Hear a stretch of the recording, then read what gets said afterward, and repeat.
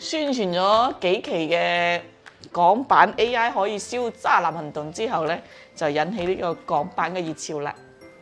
特別多客戶過嚟揾港版。嗱，呢個16 Pro 一定要港版，然之後呢就係嗰個一定要128G，用細內存，細內存改大內存，依家準備去改1T。咁呢度呢仲有一個原裝嘅1TB 16 Pro Max。呢啲咧咁樣原裝嘅1TB咧就要賣到11,000幾嘅。咁如果你要愛一部256G，因為佢呢個最細內存就係256G。如果256G 改1TB嘅話咧，就會係去到9,000幾蚊就可以嘅啦，直接慳2,000幾蚊嘅。咁呢個咧，依家為到一個成本，就係如果改512G。嗰個內存嘅話咧就係480蚊，如果1TB咧就係780蚊。咁呢台機咧個成本價就係7,000蚊，7,000蚊再加嗰個即係7,780蚊就可以擁有16 Pro 嘅港版1TB啦。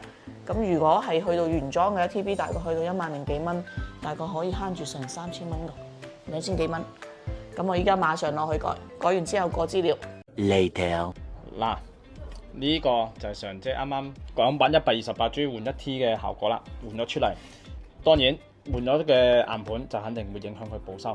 咁好多人其實咧而家都會有考慮到性價比呢樣嘢咧，就會買全新嘅最低內存，但係咧就換一個最大嘅內存嘅硬盤上去咧，就會達到一個最大嘅性價比。好似呢台咁，如果佢128G 同1T 嘅官網價咧就相差咗5,000蚊，但係做咗呢個操作之後，隨便就已經慳咗4,000蚊。咁跟住保修，港版呢啲類型啦，佢喺中國大陸咧唔一定受保。咁咧你係做咗呢個操作，講真一句就冇乜太大嘅影響。仲有一個咧，就係其實而家嘅換硬盤嘅操作上面咧，就已經係風險性係做得好低㗎。